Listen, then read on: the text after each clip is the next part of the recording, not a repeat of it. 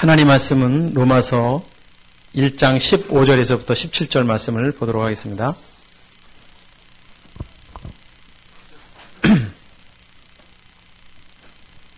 로마서 1장 15절, 16절, 17절 말씀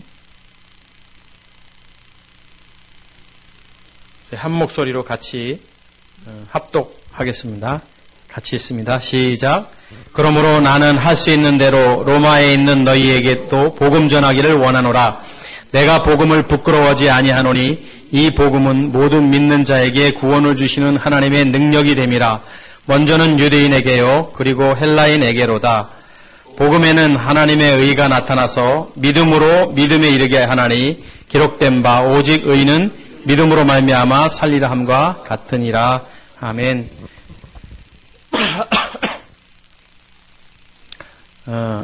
강대상에 올라오기 전에 어떤 한 사람으로부터 제가 협박을 받았습니다.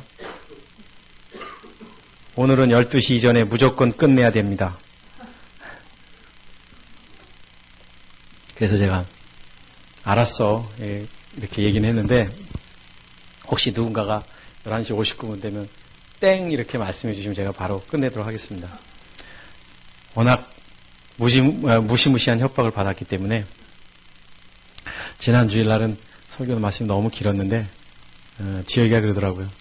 아 목사님 지난주 그냥 결혼식장 갈 걸 그랬어요.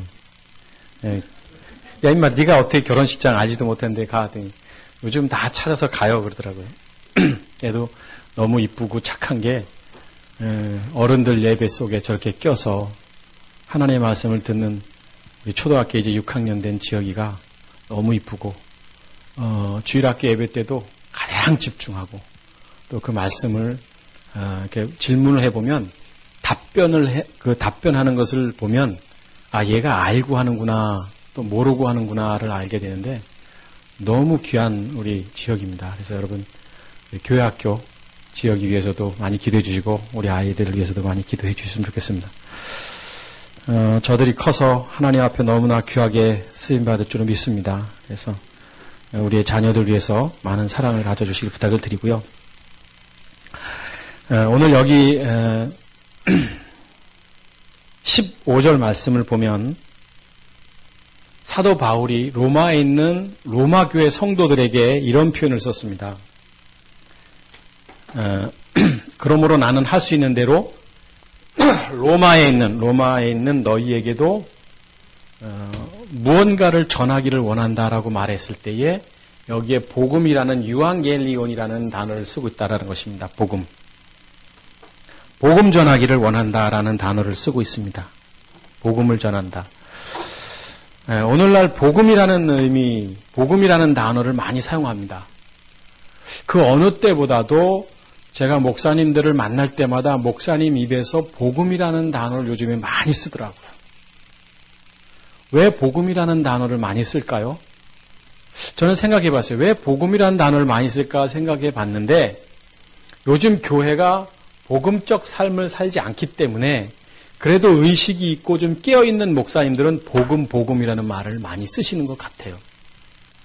그래서 참 좋은 현상이다라고 생각이 듭니다만 혹시 여러분 복음이 뭐냐라는 거죠. 유앙겔리온이라는 그냥 사전적 의미에는 기쁜 소식, 복된 소식이다 이런 단어적 의미인데 복음이 뭐냐라는 거죠. 복음. 그래서 사도 바울이 복음 전하기를 원한다라고 말했어요.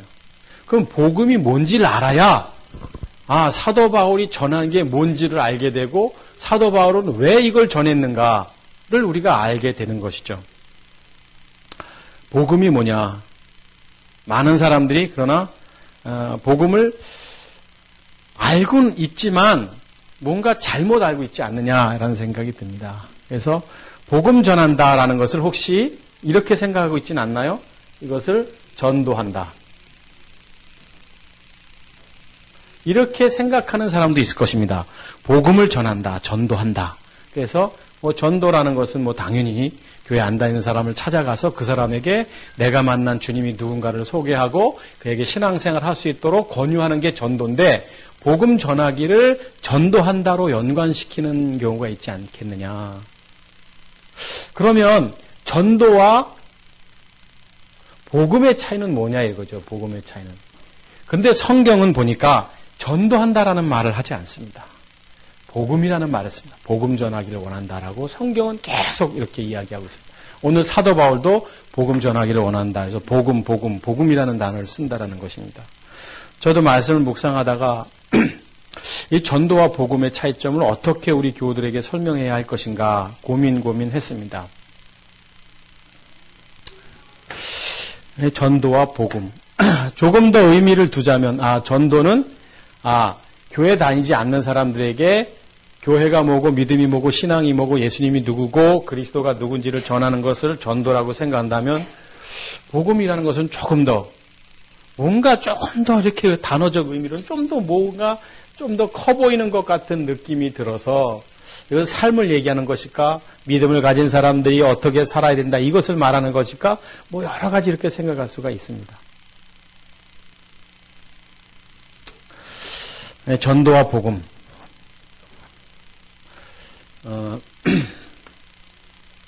여러분 혹시 지난 한 주간 동안 일주일을 살면서 믿음으로 사셨나요? 신앙으로 사셨나요?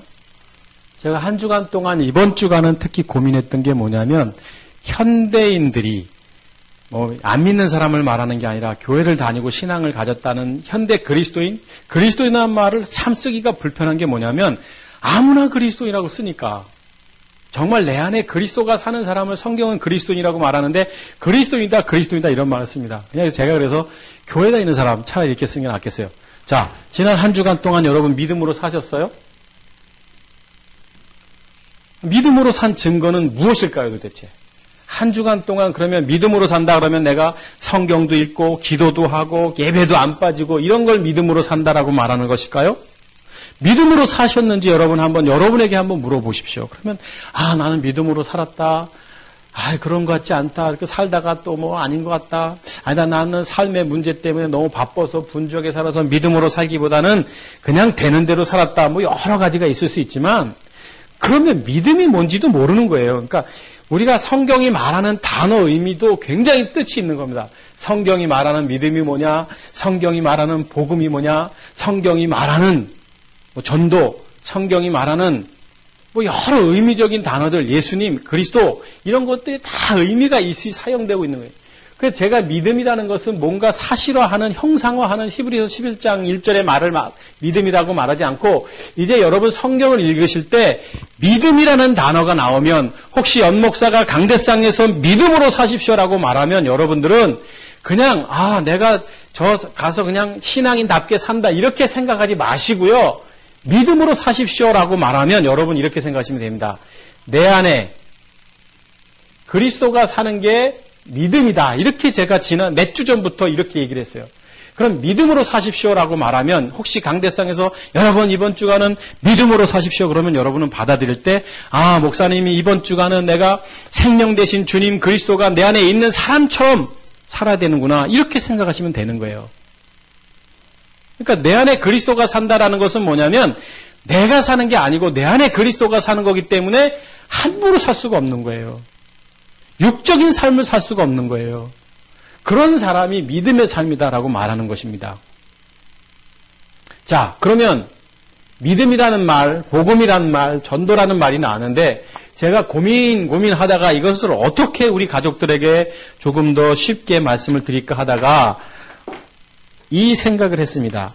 세상은 지금 우리가 살고 있는 이 우주는 이게 한번 세상 코스모스라고 한번 생각해 보십시다. 우리가 살고 있는 세상에는 세 종류의 사람이 있습니다. 한 종류의 사람은 어떤 사람이냐면 이런 사람입니다. 이 사람은 검은색으로 제가 그렸습니다. 어쩔 수 없죠. 이게 교회 학교처럼 이렇게 말씀을 드려요. 자, 이 검은 사람은 누구냐면 교회 안 다니는 사람, 믿음 없는 사람, 그리스도가 안에 없는 사람, 타 종교인, 이런 사람, 날 때부터 그냥 살아온 사람, 이런 사람이 있고, 또 어떤 사람이 있냐면, 이런 사람이 있습니다. 이 사람은 파란색으로 그렸는데, 이 사람은 교회 다니는 사람, 우리가 말하는 신앙인, 자, 다른 종교 다니고 열심히 살고 우리보다 깨끗하게 사는 불교 이 사람은 여기라고 말하는 겁니다. 자, 이 사람은 교회를 다니는 사람인 거예요. 교회, 우리가 말하는 전통적인 교회, 보수적인 교회, 뭐 이단 교회가 아니고요. 그건 여기라고 말하고, 자, 교회 다니는 사람, 신앙인, 조금 더 거북한 좀 그리스도인, 이 말은 쓰지 마십시다. 그리스도인이란 말은 함부로 쓰는 게 아니니까. 자, 교회 다니는 사람이라고 한번 생각해 보십시다. 이런 사람이 있고 또 한 사람이 있는데 어떤 사람이 있냐면 이런 사람이 있다고 생각해 보십시다.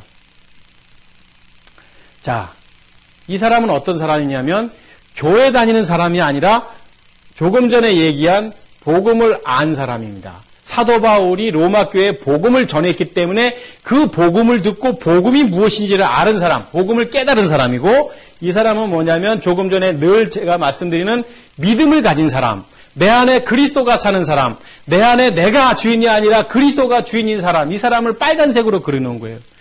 보혈로 거듭난 사람이라고 표현해요. 거듭난 사람, 하나님의 자녀, 뭐 여러 가지 말할 수 있는 이런 사람들, 천국 백성 이런 사람들. 그러면 굳이 이 두 가지가 같은 거 아니에요, 목사님? 교회 다니면 다 이런 거 아닙니까? 아닙니다. 성경은 늘 알곡과 쭉정이와 가라지를 말하고 있는 것을 보면 교회 다닌다고 해서 다 천국 가는 게 아니에요. 교회 다닌다고 해서 다 믿음의 자녀가 아닌 거예요. 교회 다닌다고 해서 내 안에 그리스도가 꿈틀거리는 거 아니에요. 자, 이런 세 사람이 있습니다. 그러면 이 세 사람 중에 이 첫 번째 사람은 전혀 교회도 안 다니고 믿음도 없고 타종교예요. 그러면 이 사람에게 무엇을 말하냐면 이 사람에게 야, 교회라는 건 이런 거야. 예수님이라는 분은 이런 분이야. 십자가는 이런 거야. 복음은 뭐야? 라고 하면서 이 사람에게 전도를 한 거예요. 이게 뭐냐면 전도예요. 전도. 안 다니는 사람한테 소개하는 거. 이게 전도인 거예요. 전도. 그런데 오자마자 막 내가 생명 대신 주님을 만나고 이제 내가 내 안에 그리스도가 이런 경우는 죽었다 깨어나도 없습니다. 왜? 성경에 아버지와 아들과 성령의 이름으로 침례를 주라라고 말하고 있고, 요한이 회개를 통해서 우리는 회개를 통해서 성령을 만나고 성령을 통해서 우리가 예수께서 그리스도이심을 믿는 이 과정이 있을 수밖에 없는 거예요.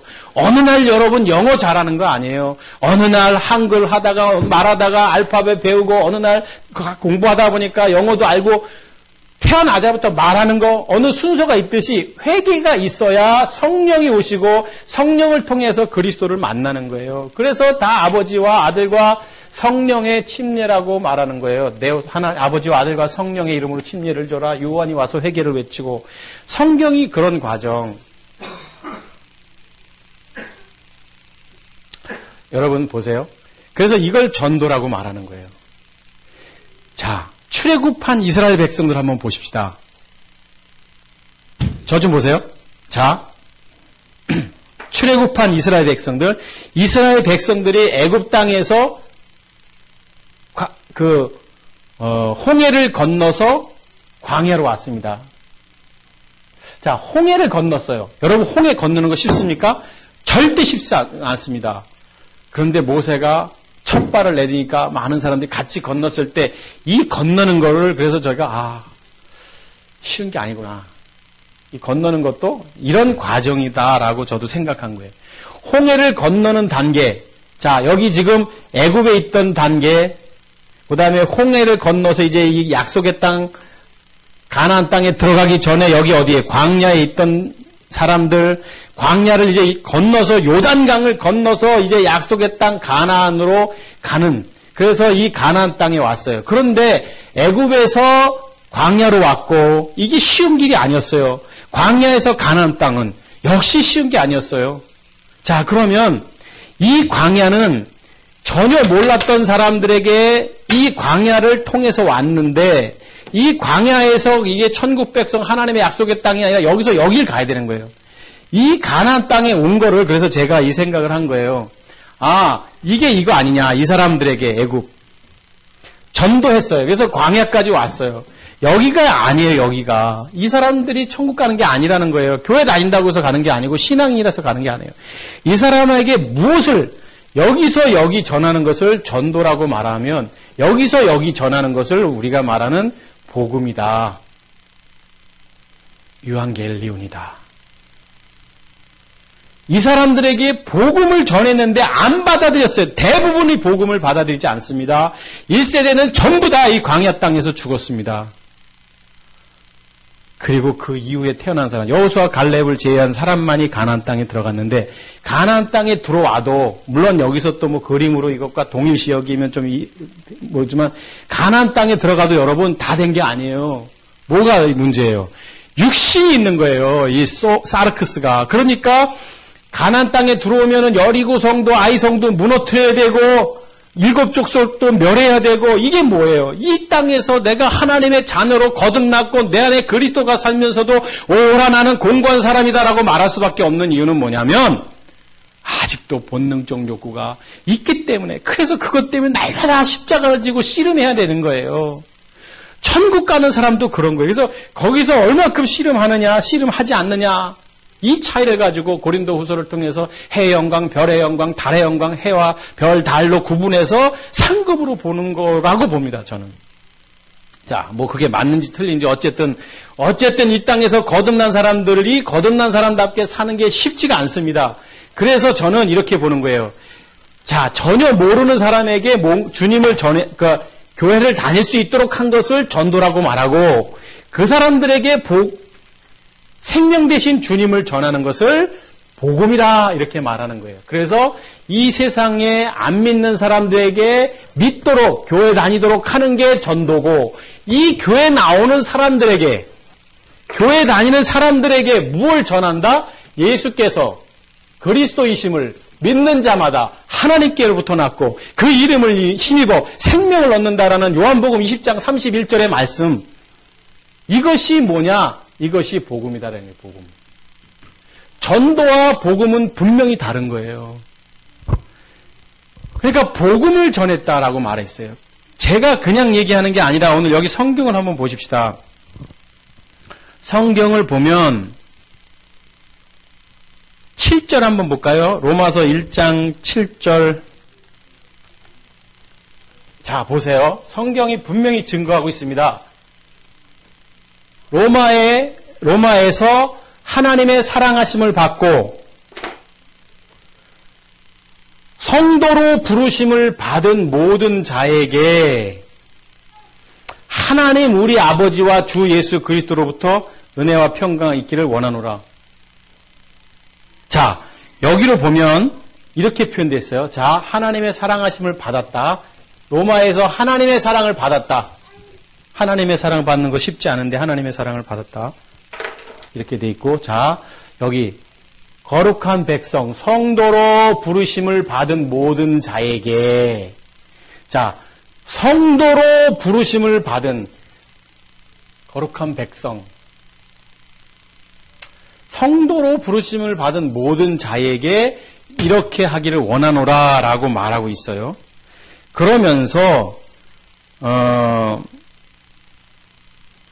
15절로 오늘 다시 넘어가 봅니다. 자, 15절, 16절을 볼 건데, 성도로 입은 사람들에게 은혜와 평강을 기원하면서 오늘 지금 내가 복음 전하기를 원한다라고 말하면서 그 복음의 수신자가 누구냐라는 거예요. 로마에 있는 성도라는 거예요, 여러분. 교회 다니지 않는 사람들에게 내가 복음을 전한다라고 말하지 아니하고 로마에 있는 거룩한 성도로, 하나님의 사랑을 받은 자요, 로마에 있는 거룩한 성도로 부르심을 입은 자들에게 복음 전하기를 원하노라. 로마에 있는 너희 누구예요? 조금 전에 평강과 안녕을 기원했던 그 수신자들에게. 그러니까 누구에게? 성도에게 복음 전하기를 원한다. 이렇게 말하고 있어요. 이게 별거 아닌 것 같죠? 굉장히 중요한 거예요, 여러분. 왜냐하면 제가 삶의 예배를 강조하고 삶에 가서 믿음을 가진 사람답게 사십시오라고 말할 때 다 연관되는 거예요. 이게 다. 자, 로마에 있는 너희에게 복음 전하기를 원하노라. 로마에 있는 교회 안 다닌 사람에게 복음 전하기를 원하노라 라고 말하지 아니하고 로마에 있는 너희에게. 16절 한번 보시죠. 16절. 내가 복음을 부끄러워하지 아니하노니 이 복음은, 그래서 이 복음은, 그래서 자, 복음은 복음을 부끄러워하냐. 이 복음은 뭐냐? 모든 믿는 자에게 구원을 주시는 하나님의 능력이 됨이라. 유대인에게요, 그리고 헬란에게로다. 이렇게 좀 길게 돼 있습니다만 그냥 간단하게 한번 생각해 봅시다. 자, 내가 복음을 부끄러워하지 아니하노니 이 복음은 뭐예요? 복음은 뭐다? 하나님의 능력이다. 복음은, 이 복음은 하나님의 능력이다. 자, 어떤 능력? 구원을 주시는 하나님의 능력이다. 수신, 이게 지금 뭐 꾸며주고 있는 거죠. 결국 복음은 구원과 관계되어 있는 거예요. 구원. 그 하나님의 능력. 자, 결국 복음은 구원이다. 구원과 관계되어 있고, 그런데 이 복음은 누구에게? 모든 믿는 자에게 구원을 주시는. 그래서 그나마 좀 번역이 좀 잘 돼 있다는 흠정역 번역에는 이 복음이 믿는 모든 자를 구원에 이르게 하시는, 이렇게 번역돼 있어요. 모든 믿는 자를 어디에 이르게 하시는? 구원에 이르게 하는, 이렇게 표현하고 있는 거예요. 원문 성경에도 이렇게 번역을 직역을 하는 거예요. 우리는 모든 믿는 자에게 구원을 주시는 하니까, 그 믿은 사람에게 같은 동격으로 보잖아요. 그게 아니라 이런 사람에게 구원을 주시는, 그러니까 믿는 자를 구원에 이르게 하시는 하나님의 능력이 됨이라. 그러니까 복음은 뭐냐? 이런 사람에게, 교회 그냥 다니는 사람, 또 교회를 다녀도 율법 안에 있는 사람, 신앙이 있다고 말하는 사람, 정말 예수께서 그리스도이심을 알지 못하는 사람, 이 사람에게 구원이다. 구원. 하나님의 능력이 구원이다. 이 복음은 이거다. 전도는 이거고 복음은 이거다라는 거예요. 그래서 복음 안에 산다, 복음의 열정을 갖고 산다 그러면, 여러분, 우리가 전도한다, 또 내가 신앙 가운데 산다, 믿음으로 산다, 이렇게 두리뭉실하게 생각하지만 그게 아닌 거예요. 복음으로 산다 그러면 내가 정말 내가 만난 그리스도를 전하는 삶을 사는 것을 복음 안에 산다, 이렇게 말하는 거예요. 그런데 우리가 복음의 열정을 갖고 살 수가 없습니다. 복음을 전할 수 없습니다. 사도 바울처럼. 왜? 내가 복음 안에 있지 아니한데 어떻게 내가 복음을 전하겠느냐고요. 내가 주님을 못 만났는데 어떻게 복음을 전하느냐고요. 전도는 할 수 있어요. 전도는. 교회 다니세요? 예수님 믿으셔야죠. 얼마든지 할 수 있는 겁니다. 이거는. 그러니까 이런 사람들이 많으니까, 지난주에도 봤습니다만 10명 중에 2명만이 사회로부터 그나마 인정받고 8명은 세상 말로 너네 다 엉망이야. 말만 교회 다니지 니네 교회 안 다니는 사람보다도 못났고. 엉망 아니야? 무슨 집사님이 그래? 집사가. 무슨 목사가 그래? 라고 욕먹는 이유가 뭐냐면 여기 있기 때문에 그런 거예요. 복음을 모르기 때문에 그런 거예요. 여러분, 유한겔리온이라는. 생명 대신 주님이 내 안에 없기 때문에. 복음은 믿음 안에 사는 사람을 복음 안에 산다라고 말할 수 있는데, 결국 그리스도가 내 안에 사는 삶을 살지 않으니까, 그냥 머리로만 주님을 만나니까 이런 삶을 사는 거예요. 그런 사람들에게 전하는 게, 이 생명을 전하는 게 바로 복음이다. 오늘 바울 사도가 로마에 있는 성도들에게 내가 복음 전하기를 원하는데, 이 복음은 구원을 주시는 하나님의 능력됨이다. 구원과 관계되어 있는 겁니다. 복음은. 여기서 구원이 이루어지면 좋겠지만 성경이 절대 그렇게 말하고 있지 않습니다. 성경은 생명을 전하는 거예요. 성경은 복음을 전하는 겁니다. 그래서 우리가 지난주에, 오늘 안동찬 성도님도 기도 가운데 그랬지만, 베레아 성도들이 사도행전 17장을 보면 성경을 묵상했습니다. 사도 바울이 강론을 했어요. 성경을 강론했더니 데살로니가 교회보다도 이 베레아 성도들은 더 신사적이어서 더 하나님 앞에 겸손하고 하나님 앞에 가난한 심령을 가진 사람들이었기 때문에 하나님의 말씀이 들려졌고, 이 분이 그분이구나. 그래서 그분이 예수께서 그리스도 메시아이시구나. 그것이 들려지기 시작한 거예요.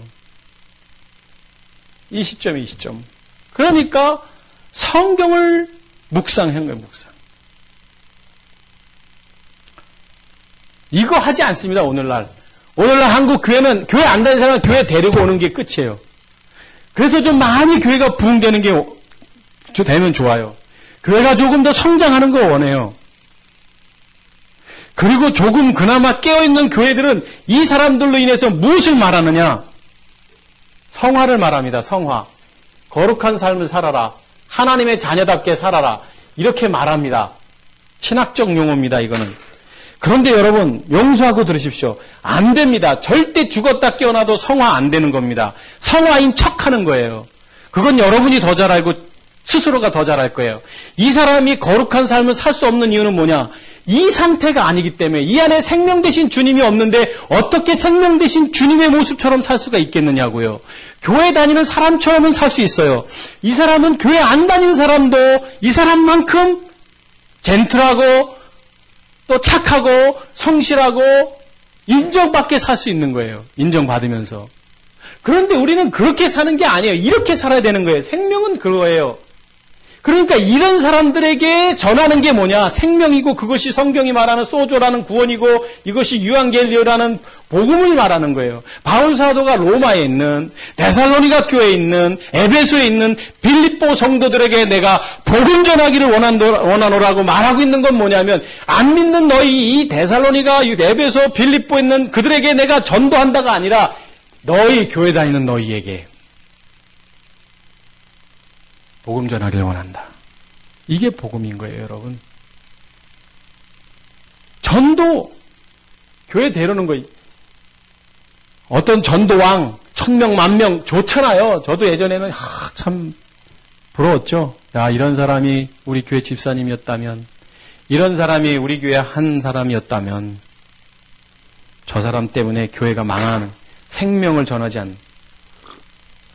죄송합니다. 그렇지만 이 사람이 정말 복음을 전하면 좋죠. 여러분, 성경은 천하보다도 한 영혼이 귀하다고 말하고 있습니다. 한 명이 귀하다고 말하는 게 뭐냐면 많은 사람들인데 그 한 사람이 귀하다 이걸 말하는 게 아니라 정말 복음을 만난 사람 한 사람은 1000명보다도 999명보다도 귀한 거고 99마리보다도 귀한 게 한 명인 거예요. 그러니까 우리는 어떤 사람들이 되느냐? 전도하는 사람들이 아니라 복음을 전하는 사람이요, 생명을 전하는 사람이요, 이 땅에 죽어가는 영혼들을 하나님 품으로 인도하는 구원의 백성을 삼는 사람들이 돼야 되는 거죠. 전도 그거 많이 해서 뭐합니까? 여기 자리가 부족해서 성전을 다시 건축하고 꽉꽉 차면 뭐하냐고요. 물론 이런 사람들로 꽉꽉 차면 좋죠. 그렇게 하면 좋죠. 우리 여기 빈자리가 많아요. 이런 자리에 이런 사람들로 가득 차기를 주의 이름으로 축복합니다. 예. 정말 복음을 안 하는 사람들. 아무리 꽉 차면 뭐 하냐고요. 이런 상태라면. 이게 천하보다도 한 영혼이 귀하다는 게 이건데. 그래서 성경이 말하는 사도 바울이 오늘 누구냐? 수신자가 누구냐? 내가 복음 전하기를 원하는데 누가 이 복음을 듣기를 원하느냐? 믿는 자에게 구원을 주시는 하나님의 능력이 됩니다. 그러면서 여러분, 제가 이게 아주 오래전에 한 2-3달 지난 것 같아요. 17절 말씀을 제가 살짝 언급했는데 여러분들 그때는 제가 이것을 집중해서 안 얘기해서 들었어도 무슨 말인지 모를 거예요. 17절 볼까요? 복음에는, 복음이 이겁니다. 생명입니다. 내 안에 그리스도가 사는 겁니다. 예수께서 그리스도라는 메시아라는 그것이 들려지는 거고 이제 믿음의 행위를 통해서 내가 거듭나는 겁니다. 하나님의 자녀가 되는 겁니다. 아무나 하나님의 자녀가 되는 게 아닙니다. 복음이 아무나 들려질까요? 여러분, 그거 아닙니다. 복음이 아무나 들려지면 뭐 하나님의 자녀가 아무나 됩니까? 소돔과 고모라 성 보십시오. 의인 10명이 없는데. 복음에는 로마에 있는 성도들에게 내가 복음 전하기를 원하노라. 이 복음에는 하나님의 의가 나타나서, 당연하죠. 하나님의 의가 뭐예요? 십자가의 죽음과 부활이잖아요. 부활. 그리스도 예수님과 십자가의 죽음을 통한 부활입니다. 이게 의예요. 하나님의 의. 죽으셔야 부활되는 거, 내가 이 땅에서 죽어야 된다라고 말할 때 무슨 말씀입니까? 베드로에게 그렇게 얘기했을 때 이 사단아 뒤로 물러가라. 내가 하나님의 일을 거역하는 도다. 이렇게 말씀하셨던 하나님의 의, 십자가의 죽음과 부활. 이것이 나타나서 믿음으로 믿음에 이르게 하나니. 제가 이거 얘기하려고 그러는 거예요. 믿음으로 믿음에 이르게 하나니. 이게 무슨 말이냐고요? 믿음으로, 강조일까요? 믿음으로 믿음에 이르게 하나니. 뭔 말이에요 도대체? 하나님의 의가 나타났어요. 이걸 통해서. 믿음으로, 뭘 도달했대요. 다 도착했대. 뭐가? 믿음으로 믿음에. 이걸 뭐로 해석하냐고요. 성경을 그냥 성경으로 봐야 되는데. 기록된 바. 그래서 의는 믿음으로 말미암아. 여기 믿음이 뭐예요? 이게 바로 복음을 알고 생명을 소유한 자고 이런 사람이죠. 이런 사람. 근데 보세요. 하나님의 의가 나타나서 믿음으로 믿음에 이르게 하나니 이때 믿음은 이 믿음일까요? 이 믿음일까요? 아니면 또 다른 믿음일까요? 성경을 자세히 그냥 국어니까 뭐 원문도 아니니까 이걸 그냥 보자 이거예요. 이걸 어떻게 해석을 해야 하는지. 하나님의 의가 나타나서 믿음으로 믿음에 이르게 돼서 믿음에 이른다.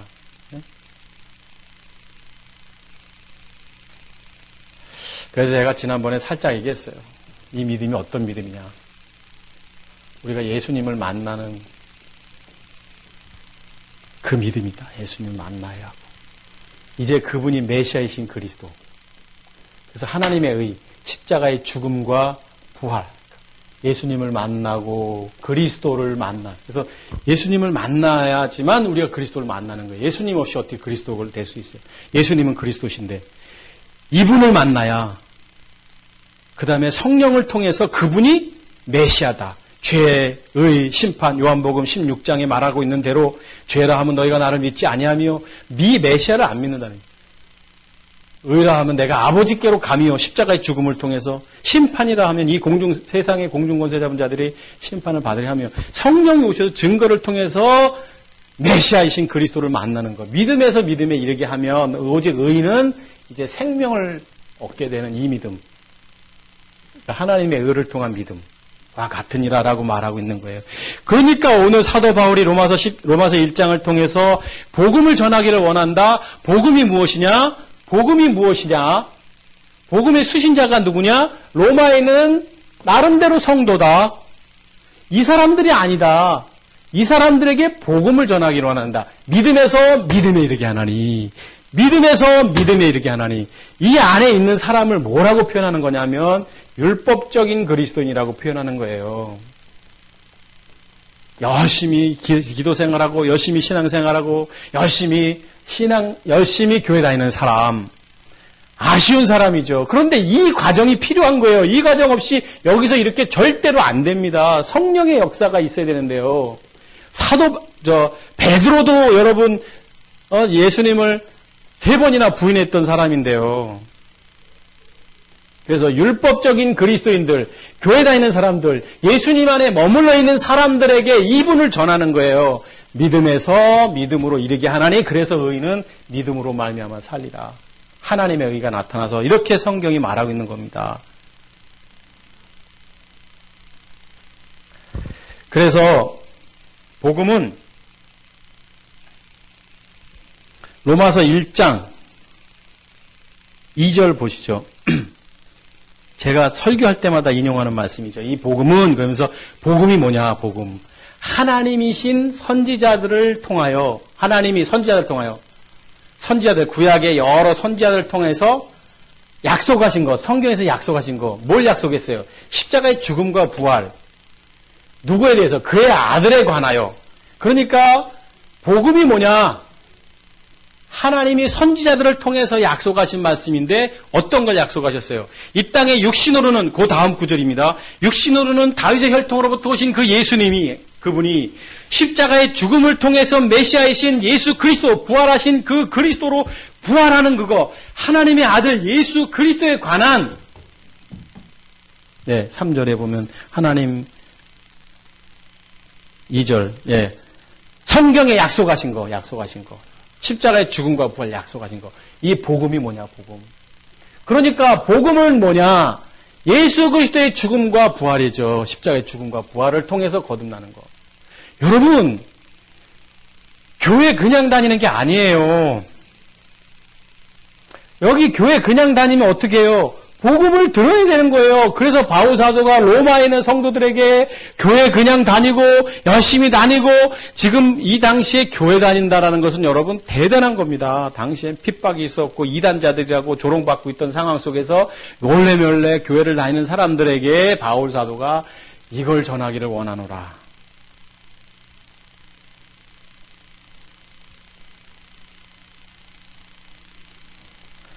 자, 15절.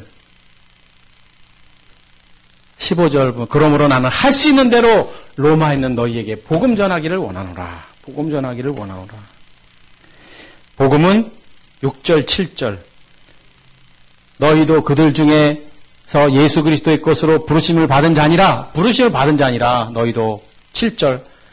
로마에 있는 하나님의 사랑을 알고 성도로 부르신 모든 자에게 평강 있길 기원하노라. 이건 뭐냐? 수신자가 누구냐? 로마에 있는 교회 열심히 다니는 사람들에게 복음을 전하기를 원한다라고 말하고 있는 것입니다. 자, 그러면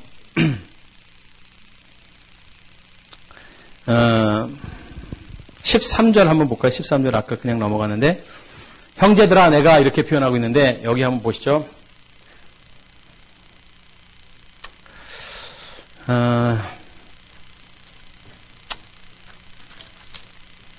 예배 시간이 좀 딱딱해요. 우리 교회는 설교가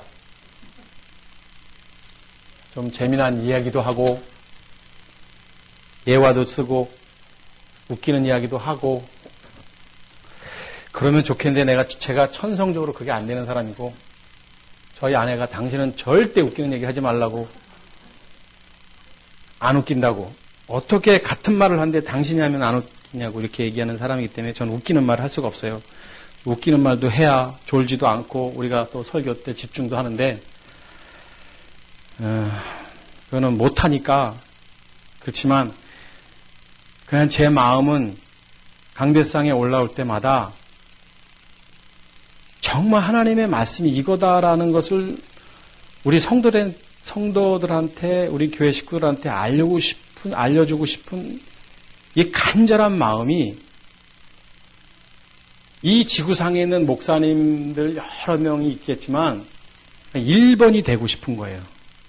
제가 언어가 부족해서 표현력이 부족하고 그래서 못 전하는 건 모르지만 제가 할 수 있는 한 최대한 성경이 이것을 말하고 있다라는 것만큼은 그냥 열정으로 전하고 싶어요. 그러니까 여러분들 좀 이 부족한 사람이니까 집중해서 이 성경이 도대체 뭘 말하는, 왜냐하면 이 생명이 가는 거예요. 조금 전에도 말씀드렸지만 여러분 여기 머무르면 안 돼요. 제가 늘 혹시 이거예요. 제가 말하는 복음이 이게 아니고 여기서 구원을 받는다, 예수님 만나서 구원 받는다, 만약에 여기서 구원 받는다면 저는 할렐루야입니다. 솔직한 얘기로 좋겠어요. 그런데 만약에 아니라면, 이거라면 여기서 이거 어떻게 하겠냐고요. 그래서 여기까지 전했는데 여기서 구원 받으면 감사한 것인데, 이걸 안 전하고 여기서 끝나고 만약에 이거라면 이 큰 심판에 이것을 어떻게 하겠냐고요.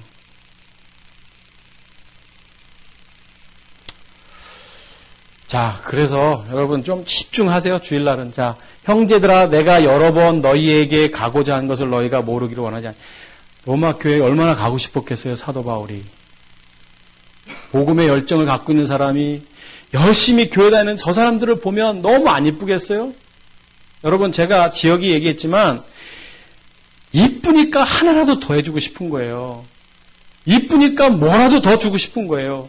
사도 바울이 로마 교회를 볼 때마다 너무너무 이쁜 거예요. 이 안에서 너무너무 열심히 사니까. 그래서 은혜와 평강을 기원했는데, 기원하면서 정말 하고 싶은 게 뭐냐면 복음이었던 거예요. 복음.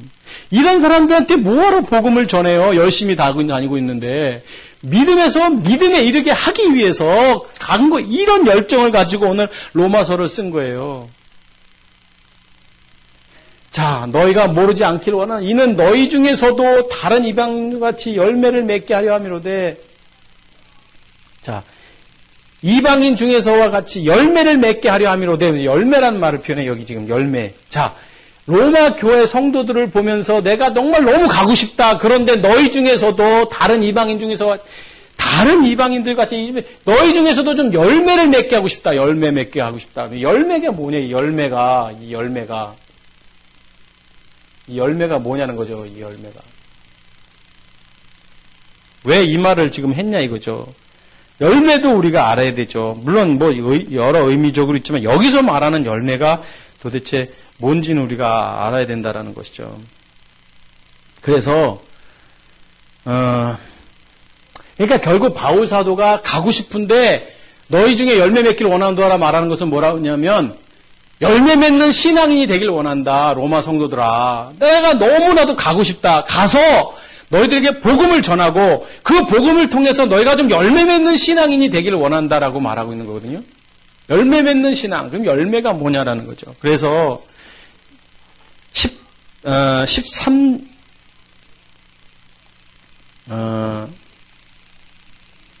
6장 22절 한번 보시죠. 6장 22절. 로마서 6장 22절. 한참을 이제 넘어간 거예요. 1장에서 2장, 3장, 4장. 여기 앞에 보시면 됩니다. 자, 그러나 이제는 너희가 죄로부터 해방되고, 여러분, 이 죄라는 이야기를 쓸 때마다 그냥 우리가 행함으로 짓는 잘못된 일들을 죄로 보면 안 돼요. 이 하마르티아라는 것은 죄가 뭐냐? 육체라는 거예요. 육체. 죄의 몸. 사망의 몸. 옛사람. 자, 죄다 그러면은 여러분 머릿속에 그냥 죄 그러면 나쁜 짓 하고 도적질하고 이렇게 생각하지 말라고요. 성경을 읽을 때 믿음 그러면 내 안에 그리스도가 사는 거, 죄 그러면 몸뚱아리, 사망의 몸, 옛사람 이렇게 생각하시라고요. 자, 그러나 이제는 너희가 죄로부터 해방되고 이제 육체를 십자가에 못 박았고 사망의 몸을 없애버렸고 이 사망의 몸 죄가 있고 육체가 있으면 12시네. 지혁아 미안하다. 오늘 더 길게 해야 될 것 같다.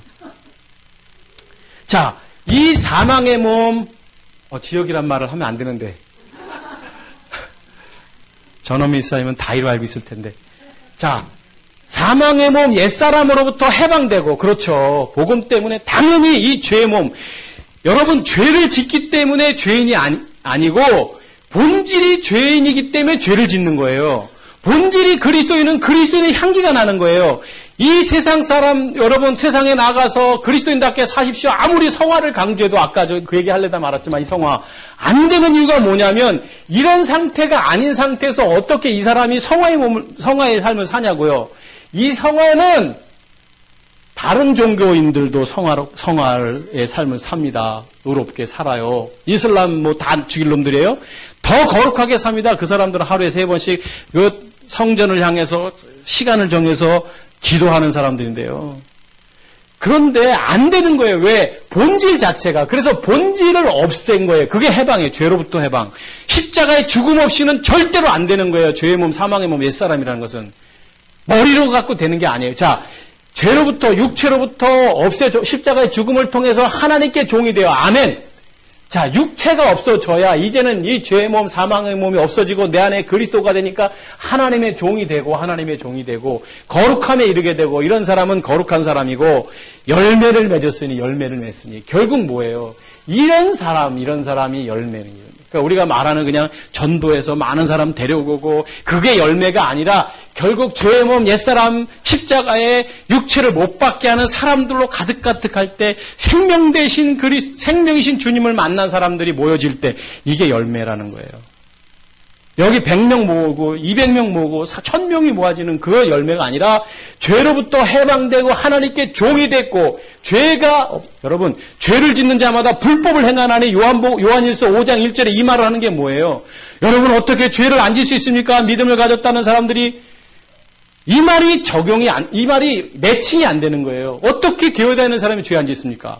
나하고는 상관없는 말. 그러니까 성경의 말씀이 하나님의 말씀으로 관절과 영과 혼과 관절과 골수를 찔러 쪼개기까지 한다고 말했지만 여러분이 안 믿는 거예요. 성경을. 믿을 수가 없는 거예요. 왜? 안 맞아요. 어떻게 죄를 짓느냐. 죄를 안 짓느냐. 죄는 불법이다. 요한일서 5장에. 1장에도 그렇고. 나는 거룩하니 너희도 거룩하라. 하나님이 이렇게 말씀했을 때 여러분에게 안 와닿는 이유는 뭐냐면 성경이 생명의 말씀으로 와닿지 않는 거예요. 여기서도 열매, 이거 죄의 해방 이런 거. 여러분 거룩하게 사실 수 있어요? 내가 거룩하니 너희도 거룩하라고 말씀하실 때 그게 뭘 말하는 거냐고요. 여러분 주님이 거룩하신 만큼 여러분 거룩하게 사십시오. 아무도 아멘 못하는 이유를 알아요. 나는 안 되는데. 맞아요. 그런데 여러분 내가 거룩하니 너희도 거룩하라는 것은 이거를 말하는 거예요. 내 안에 그리스도가 사는 삶을 말하는 거예요. 내가 죽고 죄로부터 죽고 육체가 십자가의 죽음을 통해서 내 안에 생명 되신 주님이 와서 그래서 바울 사도가 이제는 내가 사는 것이 아니라 내 안에 그리스도께서 다시 사신 거라는 것을 내가 거룩하니 너희도 거룩하라라고 말하고 있는 겁니다. 어떻게 우리가 성결된 삶을 살고 거룩한 삶을 살 수 있겠어요? 우리는 안 되는 거예요. 본질 자체가 죄인이기 때문에. 그래서 이게 죽으면 주님이 들어오셔서 그분이 사니까 거룩하니까 너희도 거룩하게 사는 것이고 그런 사람을 열매 맺는다고 말하는 거예요. 바울 사도가 내가 로마에 가보길 원한다. 왜? 너희가 열매 맺기를 원하노라. 너희가 이런 죄로부터 해방되어 거룩한 열매 이런 사람들로 로마에 가득가득하기를 지금 너희 로마 교회는 이런 사람들로 가득가득하지만 이런 사람들로 가득가득하기를 원하노라. 이게 열매 맺기를 원하노라라고 말하고 있는 겁니다. 오늘날 교회가 복음을 뭔지 모릅니다. 예수 믿으십시오. 천국 갑니다. 틀린 말은 아니지만 만난 그 예수님을 그 사람들에게 믿음에 이른 사람에게 믿음을 말해야 되는 겁니다. 그래서 그들에게 정말 생명이 뭔지를 그래서 바울 사도가 이런 너희들에게 이 믿음에 이르기를 믿음에서 믿음에 이르기를 그래서 죄로부터 해방되고 거룩하게 이런 말을 로마서를 통해서 계속 말하고 있는 겁니다. 그래서 복음은 믿지 않는 사람들한테 전하는 게 아닙니다. 이방인한테 전하는 게 아니에요. 그건 뭐냐면 전도라고 말하는 거예요. 전도. 그럼 전도 다음에 그들에게 생명을 전해주는 게 복음인 거예요. 아까 여기서 이게 전도, 이게 복음. 이거는 누가 뭐 얘기한 게 아니라 제가 처음 말하는 거예요. 이게.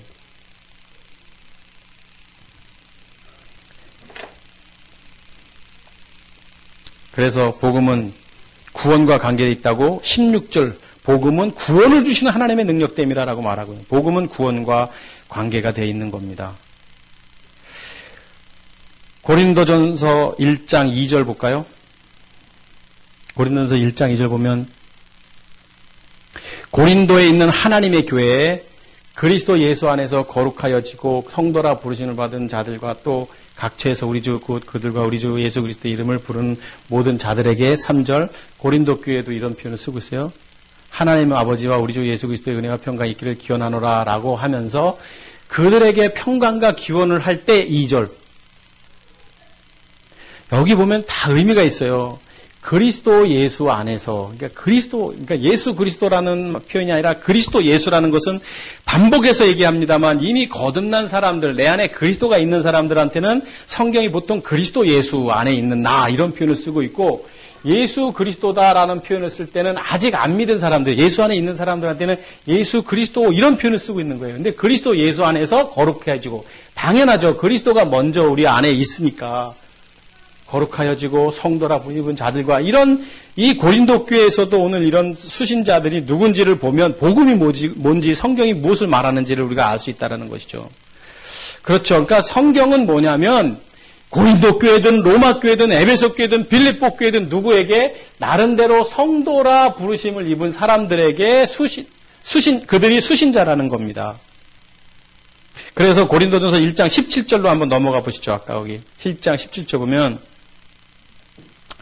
자 그들에게 그리스도께서 나를 보내시면 그러니까는 그 사람들이 거룩하죠. 그러니까 이미 이렇게 준비된 사람들이겠지만 자 그리스도께서 여기도 그리스도께서 사도 바울 그리스도라고 표현하잖아요. 나를 보내시면 사도 바울을 보내시면 침례를 베풀게 하심이 아니요 오직 침례를 베풀게 하심이 아니 뭐예요 이게 침례는 뭘 얘기하는 거예요? 회개의 침례잖아요. 요한의 침례는 그러니까 우리가 이 침례가 이 회개가 당연히 필요하죠. 그래야 성령을 만나잖아요.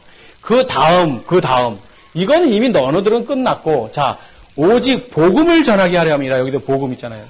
이 복음은 이런 사람 이 사람들은 나름대로 회개하고 나름대로 예수님 안에서 머물러 사는 사람들인 거예요. 그래서 이것 때문에 내가 너희들에게 보낸 게 아니다.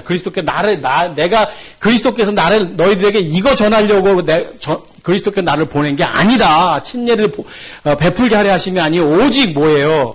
복음을 전하게 하려고 고린도 교회 성도들에게 말의 지혜를 아니하고 그리스도의 십자가가 헛되지 않게 그리스도의 십자가 얘기를 또 하잖아요. 십자가. 이렇게 지금 고린도 교회 성도들에게도 얘기하는 게 보면 로마 교회 마찬가지, 고린도 교회 마찬가지, 모든 교회들 마찬가지.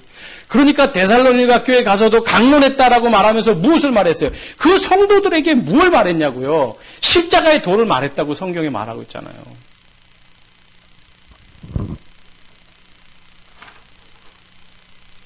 아들에 관한 기록, 복음. 그러니까 다 십자가도 그리스도의 복음 외에는 바울 사도는 전하지 않았고 예수님도 제자들에게 결국 십자가의 죽음과 부활, 그 십자가의 도를 제자들에게 말씀했지만 그들이 깨닫지 못했고 나중에 부활하신 이후에 그리스도를 만나고 나서 그들이 알게 된 겁니다.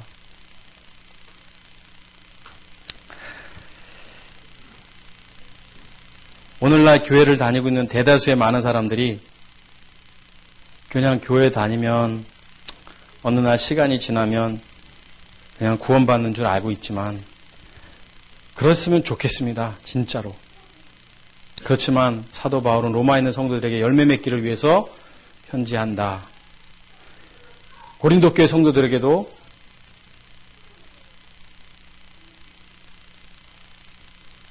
내가 침례를 베풀게 하려 함이고 아니고 복음을 전하게 하기 위해서 그리스도께서 나를 보냈다. 이런 표현들을 쓰고 있는 것입니다. 마태복음 7장 22절 23절 보면 굉장히 무서운 말씀이 나옵니다. 마태복음 7장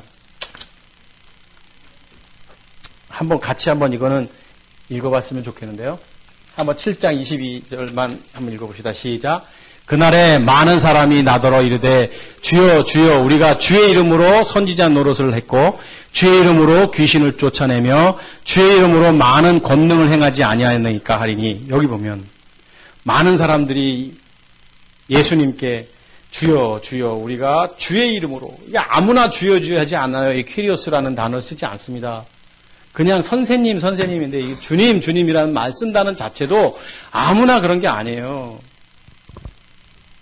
이 대단한 사람들이에요. 그런데 이 사람들은 주의 이름으로 선지자 노릇을 했고 주의 이름으로 귀신을 쫓아냈고 오늘날 귀신 못 쫓아요? 권능도 했고 죽은 자도 병든 자도 고치고 이랬고 하리니 23절 그때 내가 그들에게 말하되 내가 너희를 도무지 알지 못하니 니네가 아무리 내 이름으로 귀신을 쫓아내고 권능을 행하고 선지자 노릇을 했다 할지라도 내가 너 모른다. 그러면서 무서운 말씀. 불법, 하나님의 의가 아닌 불법을 행하는 자들아. 아까 하나님의 의가 나타나서 되어 있는데 여기서는 불법을 행하는 자들아 내게 떠나가라. 주의 이름으로 귀신을 쫓아내고 주의 이름으로 권능을 행하고 주의 이름으로 선지자 노릇을 한 사람들에게 불법을 행하는 자들아. 얼마나 무서운 말씀이냐고요. 이게 오늘날 우리 이 땅의 교회들에게 하시는 말씀 아닌가요? 힐링, 치유, 같은 말이죠. 선교, 성장, 좋습니다. 이거는 두 번째인 거예요. 첫 번째는 복음입니다. 복음. 오직 생명 대신 복음. 이게 우선이에요. 이렇게 되면 하지 말래도 되는데 본질 자체가 안 바뀐 사람한테 뭘 해라 안 되는 거예요. 여러분 공부도 한 사람이 해요. 전교 1등을 뺏겼다고 해서 자살해 죽은 고등학교 2학년짜리 경북 어디의 여고생이 얼마 전에 신문에 났어요.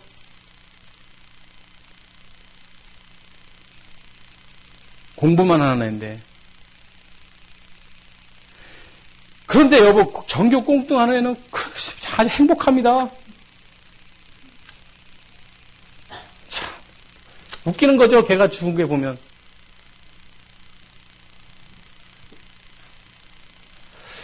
무슨 말씀이냐면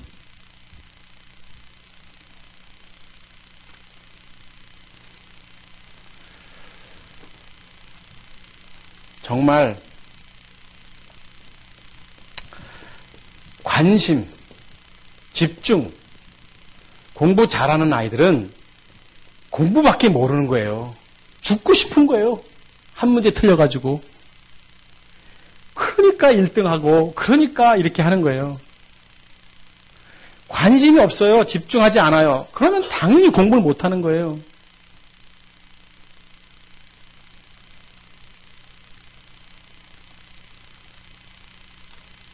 생명의 문제도 마찬가지예요, 여러분.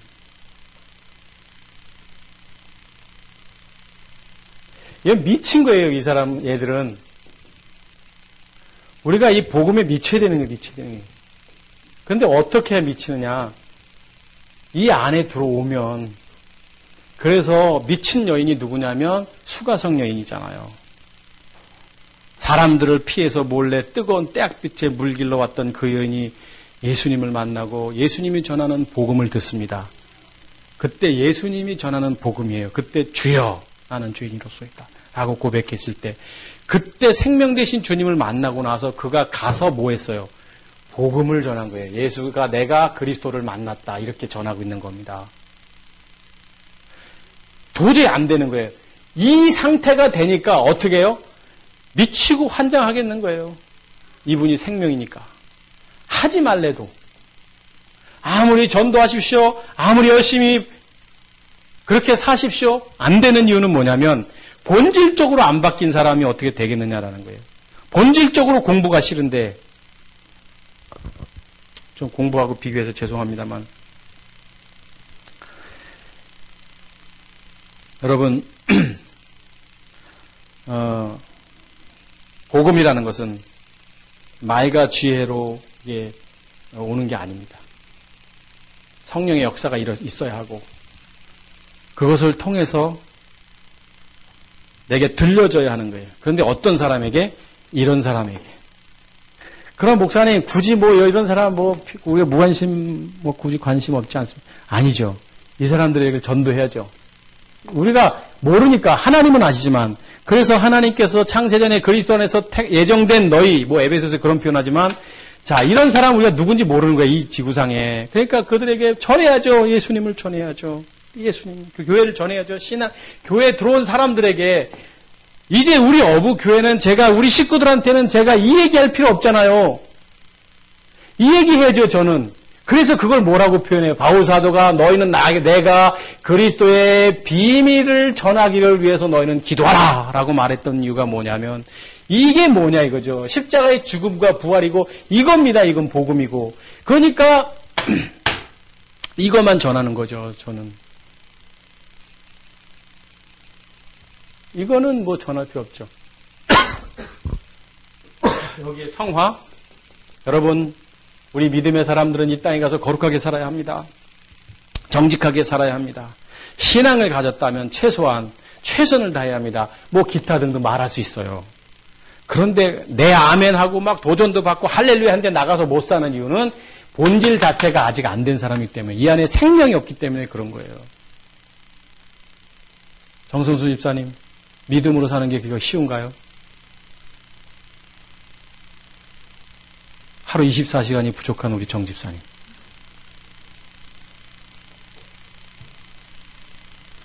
우리 집사님은 아마 잠 안 자고도 사람이 살 수 있다면 잠 안 자는 걸 선택하실 것 같아요. 바쁘게 사시는데. 아니, 지금 뭐라고 그러는 게 아니라 우리 다 이게 정상적이라는 거예요, 정상적. 저는 우리 어부 가족들이 나가서 그러니까 제가 늘 삶의 예배를 잘 얘기하잖아요. 삶의 예배다 그러면 나가서 그리스도가 있는 삶을 사십시오라는 말을 할 때 결국 그리스도가 있는 삶이라는 건 뭐냐면 믿음으로 사는 것이고 이것은 믿음으로 사는 것이고 이것은 복음적 삶이라는 거예요. 복음적 삶. 복음적 삶. 생명적 삶. 오늘 설교 제목. 생명적 삶. 이렇게 살라는 거예요. 복음으로 살고 생명적 삶을 사는 거예요. 생명을 가진 자답게 사는 거. 내가 가는 자리에 전도가 있어야 하고 복음이 있어야 하고 내가 있는 자리에 생명 되신 주님이 증거되어야 하고 그것을 뭐라고 표현하냐? 너희는 세상의 뭐다? 빛이다. 소금이다. 너희는 세상의 빛이 되라라고 말하지 않습니다. 이미 돼 있는 거예요. 주님이 너희는 세상의 빛이다. 너희는 세상의 소금이다라고 말했지. 너희는 세상의 소금으로 살라. 빛으로 살라. 성경이 그렇게 말하고 있지 않습니다. 여러분 성경 자세히 보십시오. 너희는 이미 세상의 빛이다. 왜? 이 안에 생명 되신 주님이 있는데 세상의 빛이니까 어떻게 살라? 수가성령님처럼 복음을 전하면서 먼저 그의 나라와 그 의를 구하는 것이고 이것이 주의 나라와 주 의를 구하는 것이고 이럴 때 이 모든 것을 너희에게 더하시리라. 너희가 이 안에서 살면 주님이 그까짓 거 책임져 주시지 않겠느냐고 말하는데 이 너희는 그의 나라와 의를 구하지 않고 그냥 삶의 문제 속에 빠져 산다면 아쉽다는 거죠. 아쉽다는 거죠. 이게 생명을 가진 자겠느냐? 우리의 관심은 어디에 있었느냐? 어디에 있어야 하느냐? 복음이어야 합니다. 우리의 관심은 생명이어야 합니다. 우리는 집중해야 합니다. 생명 되신 주님 앞에.